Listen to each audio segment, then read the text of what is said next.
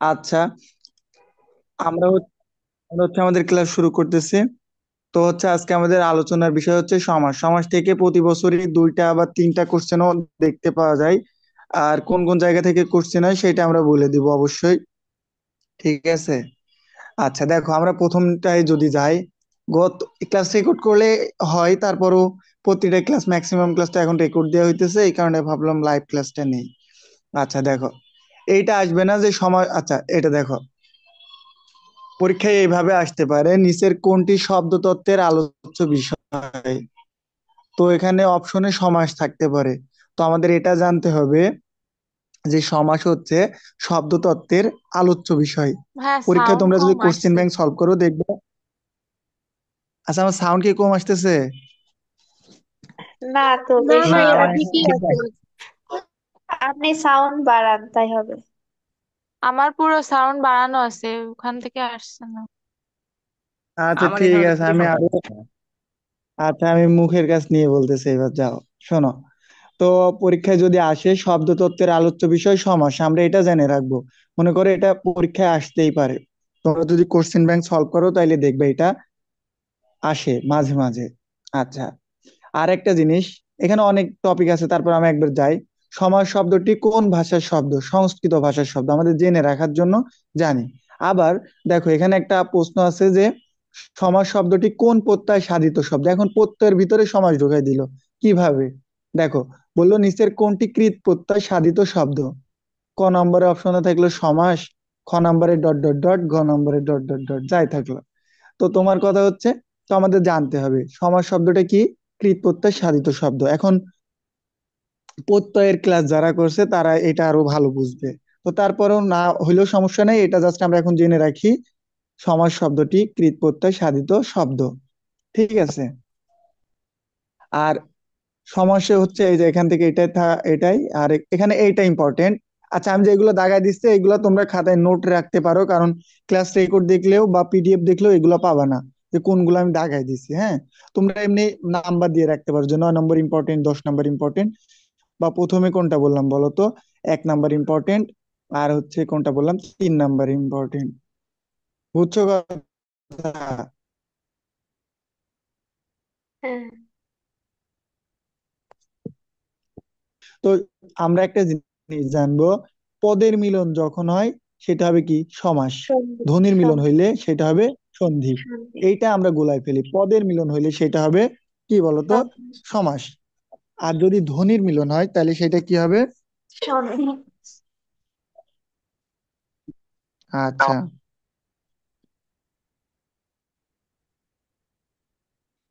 আচ্ছা, তারপরে দেখো, সমাস শব্দের অর্থ বলো তো, সংক্ষেপণ, এটা আমরা জানবো। সমাসের অংশ আগে আমরা জানি, সমাসের হচ্ছে অংশগুলোকে বলা হয় প্রতীতি। পরীক্ষায় মাঝে মাঝেই দেখতে পাওয়া যায় সমাসের উপাদান দেয় না বা জ্ঞান দেয় না, প্রশ্নে আসে সমাসের প্রতীতি কয়টি। এই জ্ঞান বা উপাদান দিলে তোমরা সহজেই পারবা। তো তোমাদের জন্য বিভ্রান্ত করা যায়, এই কারণে তোমাদের বলে কি, সমাসের প্রতীতি কতটি? 5টি। কি কি? পূর্বপদ, তারপর একটা কি পরপদ বা উত্তরপদ বা শেষ পদ। পরীক্ষায় আসতে পারে উত্তরপদ মানে কোন একটা দিয়ে দিল যে উত্তর পদের অপর নাম কি, শেষ পদ বা পরপদ, এরকম। হ্যাঁ, তো আমরা জানার জন্য জানবো সমস্ত পদের আরেকটা নাম সমাসযুক্ত পদ, সমাসবদ্ধ পদ বা সমাস নিষ্পন্ন পদ। আচ্ছা, ব্যাস পরীক্ষায় খুবই আসে, ব্যাস বাক্যের অপর নাম কি? বিগ্রহ বাক্য। এইটা, ব্যাস বাক্যের অপর নাম কি বলতো? বিগ্রহ বাক্য। পারবা তো পরীক্ষায় হ্যাঁ। আসলে?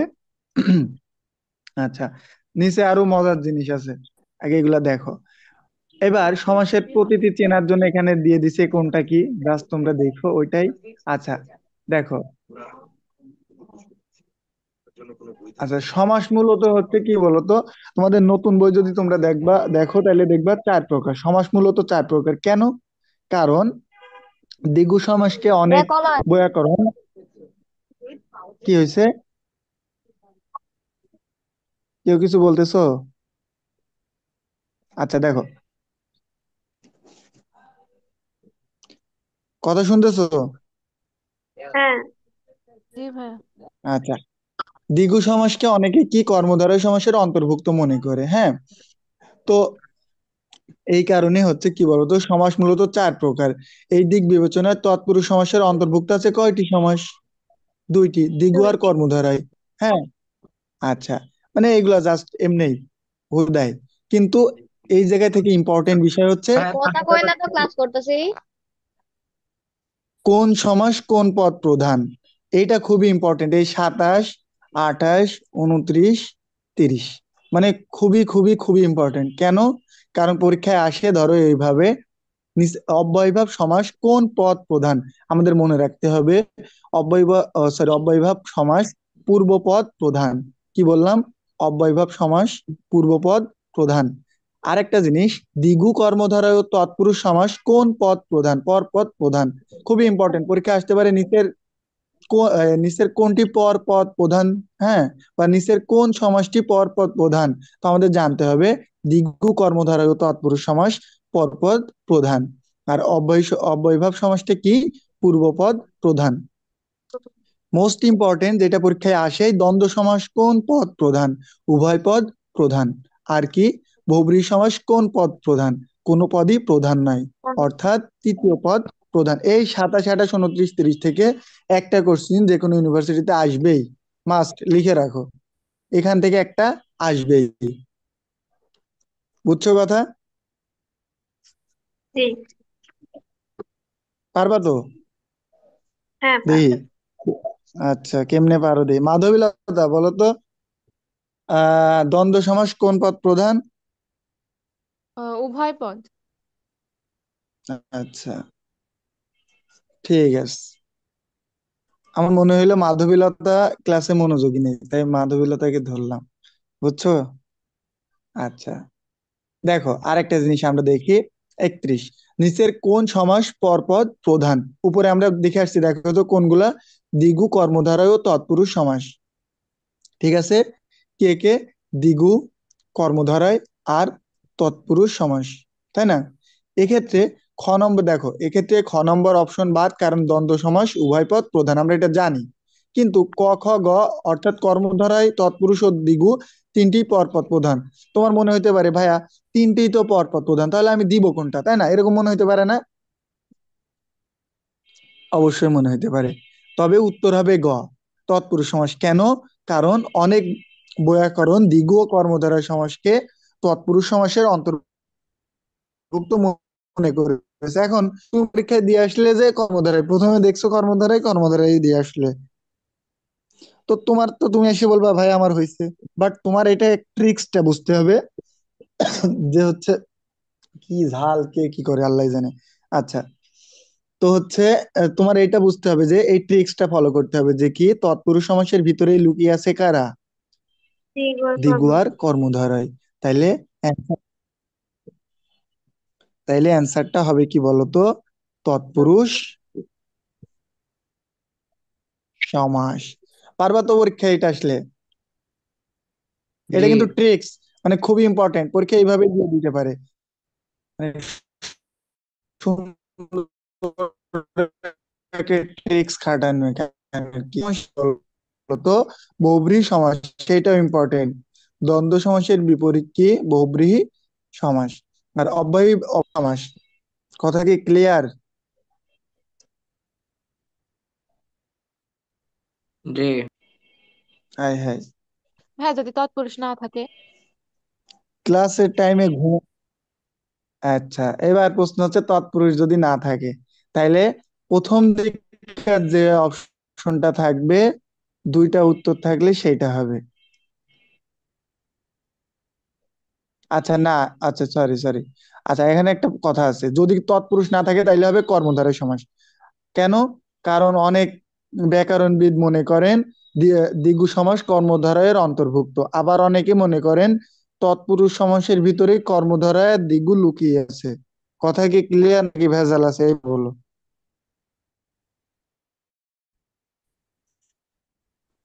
জি। জি, জি ক্লিয়ার। ভাইয়া। আচ্ছা ঠিক আছে, হ্যাঁ বলো।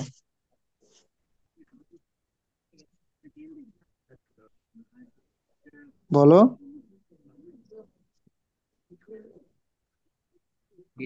হইলো।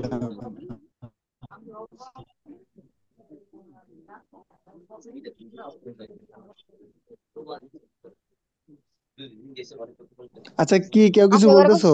চুপ করে থাকেন। আপনার লেগে করছেন।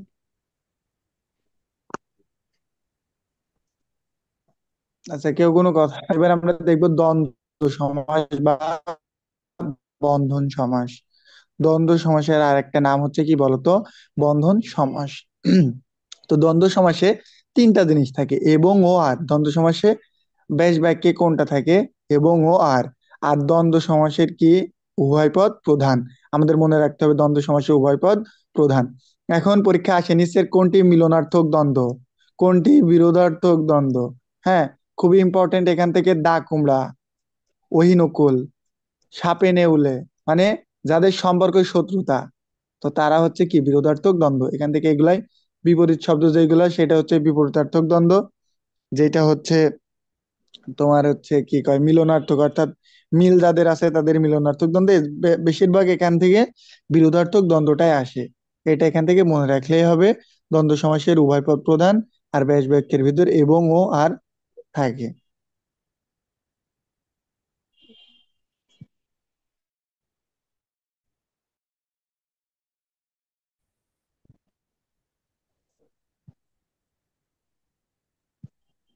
জি ভাইয়া। কথা বুঝছো? হ্যাঁ। বললাম সমার্থক দ্বন্দ্ব, সমার্থক শব্দ যেগুলা, হ্যাঁ মানে এগুলা একবার পড়লেই পারবা। জাস্ট যেগুলা যেখানে তোমরা একটু দেখা যাচ্ছে পেঁচায় ফেলো, সেইগুলাই আমি বলতেছি। তো এখান থেকে কর্মধারয় সমাসে যদি আমরা যাই, এখান থেকে ইম্পর্টেন্ট হচ্ছে মধ্যপদ লোপী কর্মধারায় উপমান আর উপমিত।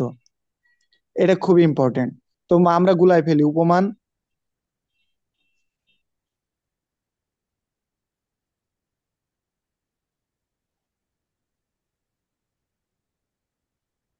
আচ্ছা, উপমান আর উপমিত আমরা অনেক সময় গুলাই ফেলি। এখন আমরা সহজে কিভাবে শিখবো?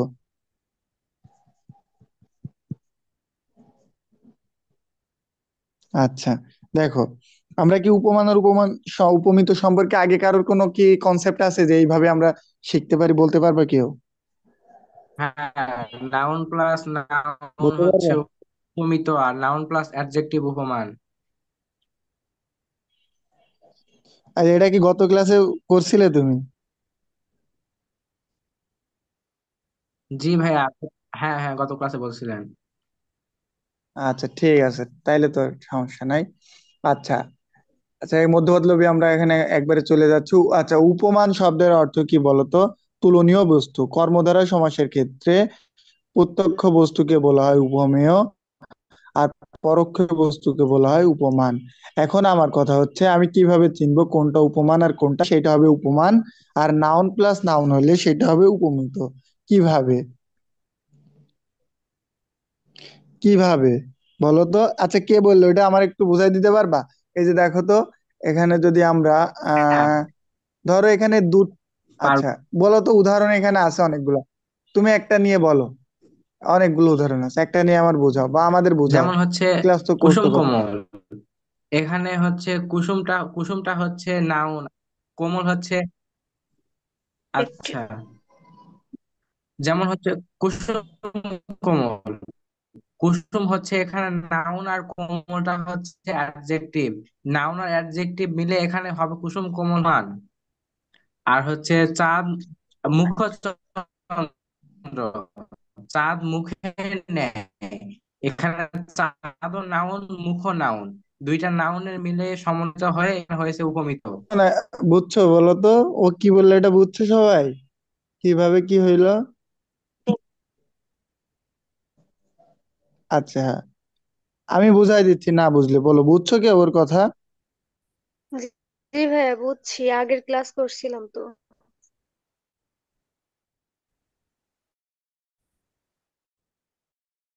আচ্ছা, তাহলে তো সমস্যা নেই। ওর বলতে, তুমি আচ্ছা, আগে থেকে সিলটা কি বলছো? কে যে মনে উপমেয় হচ্ছে কি না ভাইয়া। বলো তো? বললে যে কে যেন বললে যে আমি ছিলাম। জি ভাইয়া, আমি। বল।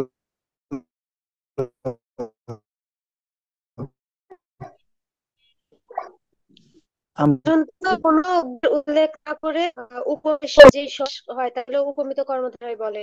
আচ্ছা আমি বলি, দেখো আমার প্রশ্নটা ছিল হচ্ছে উপমেয় কি, মানে বিষয় হচ্ছে এমন যে প্রত্যক্ষ কোনো বস্তুর সাথে যদি আমি পরোক্ষ বস্তুর তুলনা করি, তাই এই প্রত্যক্ষ যে ওই বস্তুটা হচ্ছে কি উপমেয়।